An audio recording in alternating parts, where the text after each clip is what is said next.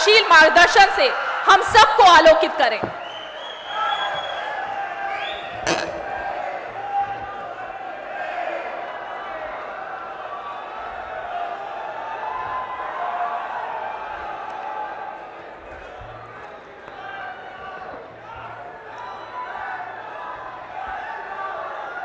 आज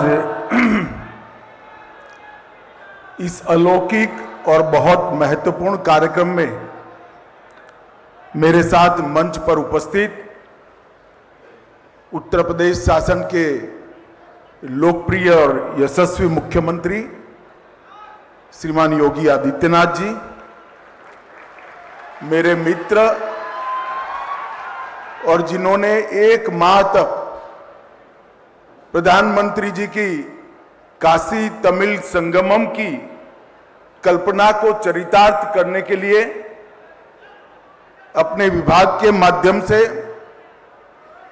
न केवल प्रयास किया है, ये पूरे कार्यक्रम के में रच बसकर इस कार्यक्रम को मूर्त स्वरूप जिन्होंने दिया है, ऐसे धर्मेंद्र प्रधान जी, केंद्रीय संस्कृति और पर्यटन मंत्री श्री जी किशन रेड्डी जी, तमिलनाडु के महामहिम राज्यपाल श्री रविंद्र नारायण रवि जी, केंद्रीय पशुपालन, डेयरी और मत्स्य पालन मंत्री तमिलनाडु के ही नेता श्री एल मुरुगन जी,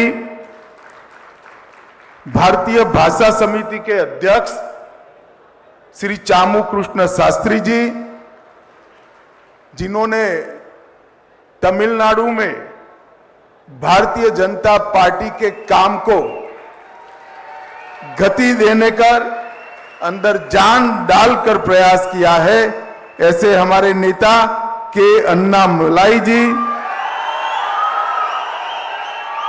काशी हिंदू विश्वविद्यालय के प्रोफेसर सुधीर कुमार जैन जी, भारतीय प्रौद्योगिकी संस्थान चेन्नई के प्रोफेसर वी कामाकोटी जी, और आज के कार्यक्रम में उपस्थित सभी भाइयों बहनों और विशेषकर तमिलनाडु से आए हुए सारे भाइयों बहनों को वणक्कम, नमस्कार। मित्रों, आज एक प्रकार से प्रधानमंत्री मोदी जी की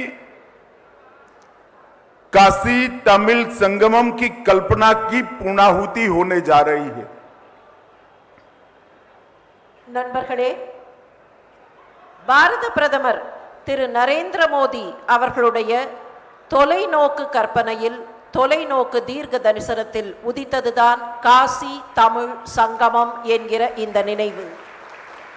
मगर मैं इतना कहना चाहता हूं, ये पूर्णाहुति नहीं है, ये शुरुआत है भारतीय संस्कृति की 2 उत्तुंग शिखर, तमिलनाडु की संस्कृति, दर्शन, भाषा, कला, ज्ञान और समग्र विश्व में जिसकी मान्यता है, ऐसी काशी की नगरी की इस सांस्कृतिक विरासत के मिलन की शुरुआत है और यहीं से रास्ता आगे जाने वाला है।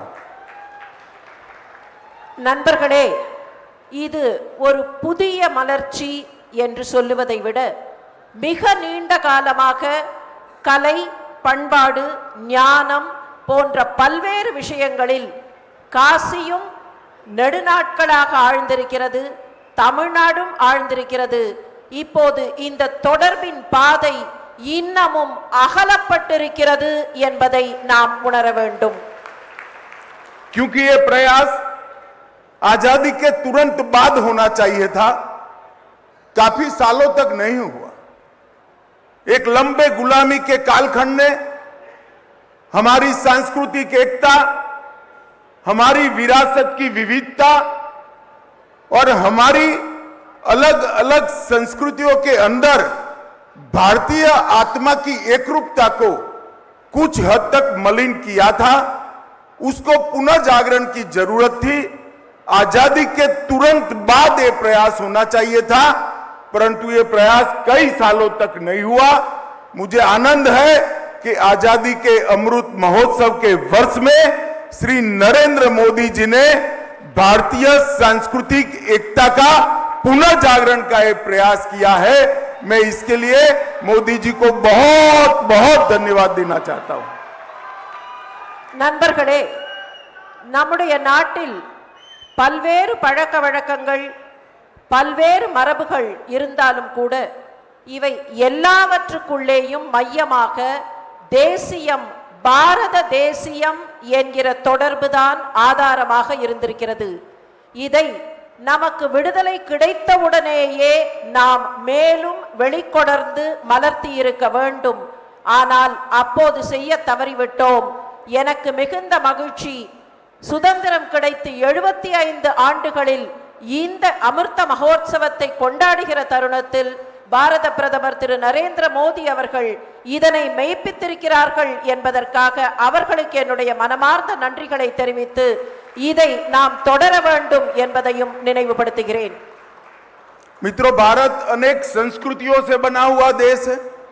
अनेक प्रकार के संस्कार, अनेक भाषाएं, अनेक बोलियां, अनेक कलाएं, मगर सबके बीच में इस संस्कृति, भाषा, कला, बोलियां, व्याकरण, सभ्यताएं, इस सब के बीच में बारीकी से देखे तो उसकी आत्मा एक है और वो भारत की आत्मा है। நம்முடைய கலைகள், மொழிகள், பண்பாடுகள், இலக்கியங்கள், இலக்கணங்கள் இவை வேறு வேறாக இருந்தாலும் இவற்றுக்கெல்லாம் இருக்கக்கூடிய ஒரே ஆன்மா பாரதம் என்கிற ஆன்மாதான். मित्रों, इसीलिए जो दुनिया भर के देशों के अस्तित्व का और रचना का अभ्यास करने वाले पंडित हैं, ये कहते हैं कि पूरे विश्व में सारे देश जो बने हैं जियोपॉलिटिकल कारणों से बने हैं, परंतु भारत एकमात्र देश ऐसा है, जियो कल्चर देश है, सांस्कृतिक देश है और संस्कृति के आधार पर बना हुआ देश है। மற்ற நாடுகளை எல்லாம் பார்த்தால் அந்த நாடுகள் ஒரு நிலப்பரப்பு முழுமையாக இருக்கும். அந்த நிலப்பரப்பு ஜியோபொலிட்டிக்கல், அதாவது பூமி மற்றும் அரசியல் சார்ந்ததனால் ஏற்பட்ட ஒற்றை நிலப்பரப்பு. ஆனால் நம்முடைய பாரத தேசத்தை பொறுத்தவரையில் அது ஜியோபொலிட்டிக்கல் அல்ல, ஜியோ கல்ச்சுரல், அதாவது பண்பாட்டினால் இணைக்கப்பட்ட ஒற்றை நிலப்பரப்பு என்பதை உணர்கிறோம்.